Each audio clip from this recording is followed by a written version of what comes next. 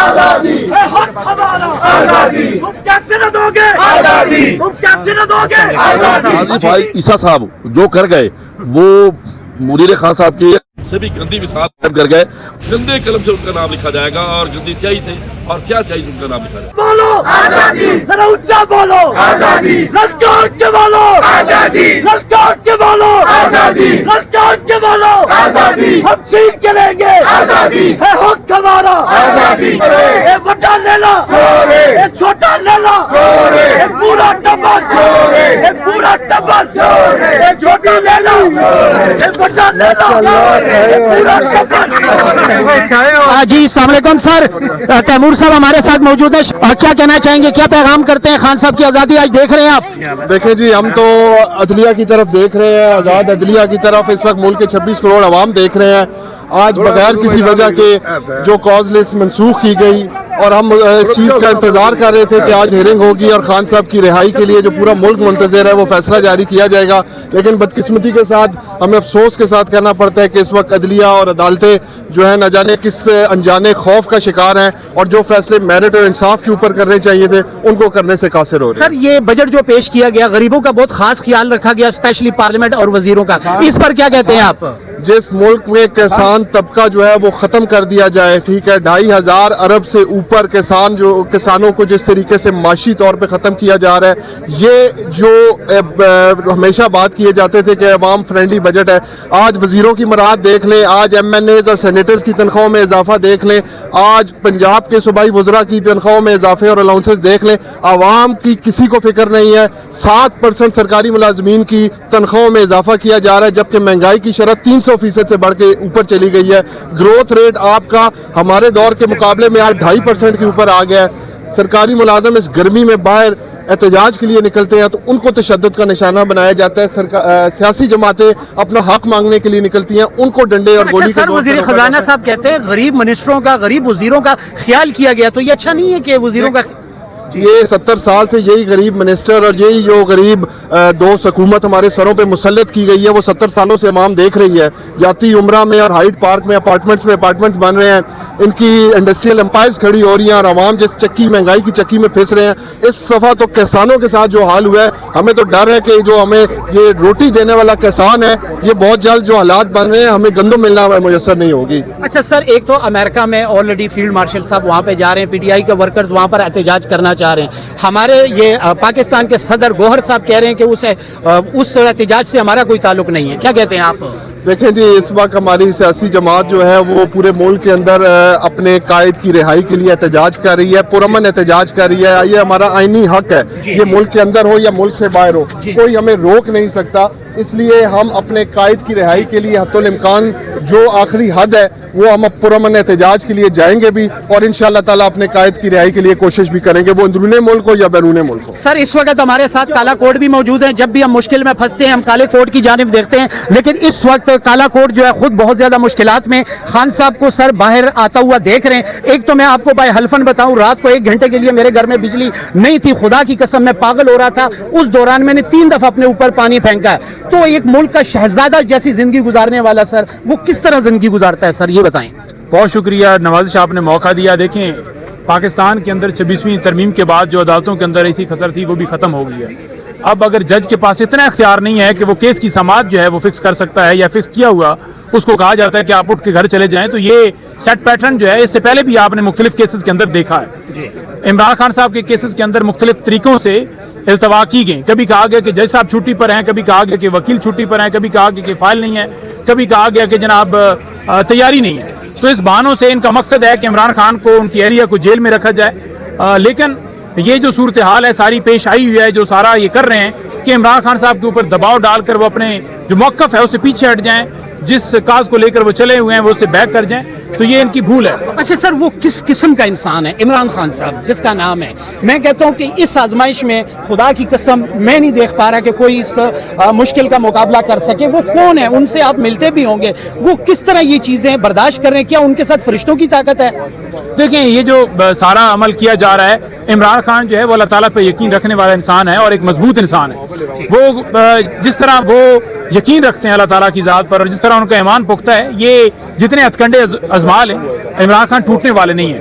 آج سے 2 سال پہلے میں نے یہاں پہ آپ کے ویوز کیا, آپ نے کہا جی عمران خان بہت جلد آ رہے ہیں. نہیں, میں نے تو ایسا کبھی بھی نہیں کہا کہ عمران خان جلد آ رہے ہیں, لیکن یہ ضرور ہے کہ امید کبھی بھی ختم نہیں کرنی. انشاءاللہ تعالی حق کی جو ہے وہ جیت ہوگی. اور میں اگر یہ کہوں کہ عمران خان نہیں آ رہے تو یہ بھی غلط بات ہے.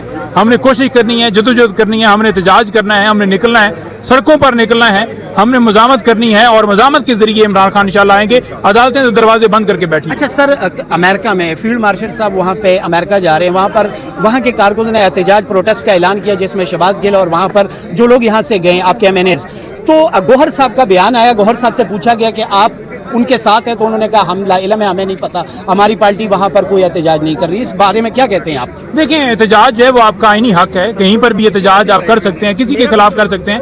جو ظلم کرتا ہے اس کے خلاف احتجاج ہوتا ہے, تو احتجاج کرنے سے کون کس کو روک سکتا ہے؟ جی روک نہیں سکتا, لیکن گوہر صاحب کو حمایت نہیں کرنی چاہیے. اپنی اسٹیٹمنٹ دی, میں نے اپنا بیان دیا, احتجاج آپ کا حق ہے, آپ کر سکتے ہیں. اچھا سر, بجٹ جو ہے وہ پیش کیا گیا, اور اسپیشلی پاکستان کے غریب وزیروں, غریب MNAs وغیرہ کی تنخواہوں میں اضافہ کیا گیا, تو آپ لوگ اس پر کیوں احتجاج کرتے ہیں؟ کیا غریب وزیروں کا حق نہیں ہے جی کہ ان کی تنخواہیں بڑھ جائیں؟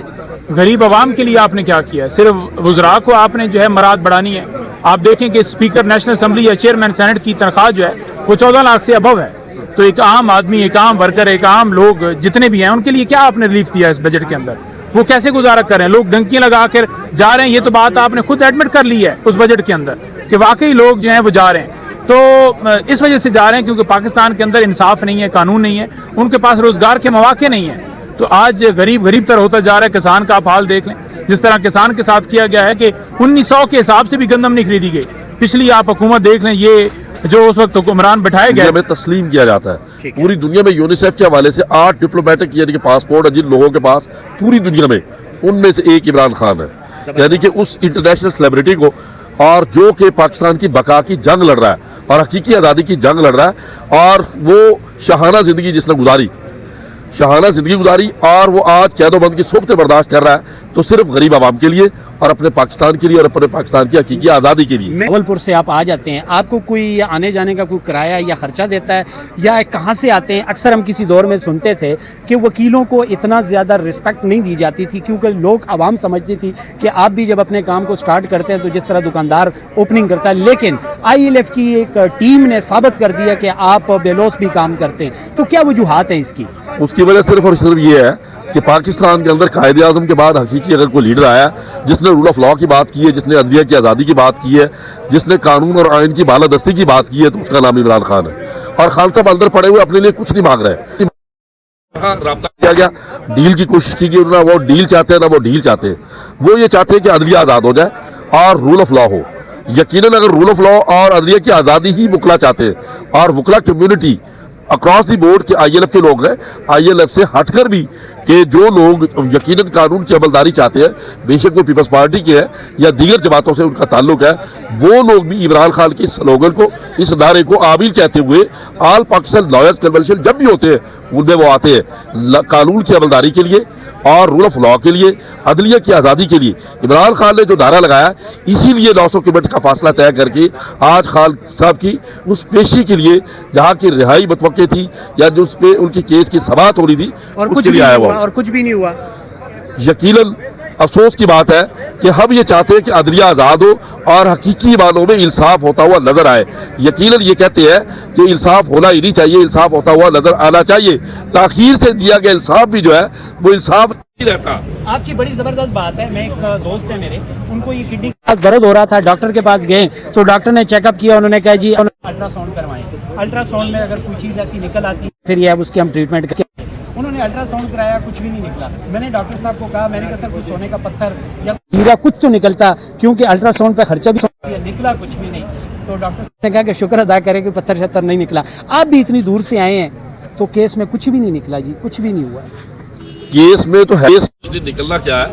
اب یہ دیکھیں کہ یہ وہ اوچھے ہتھ کنڈے ہیں.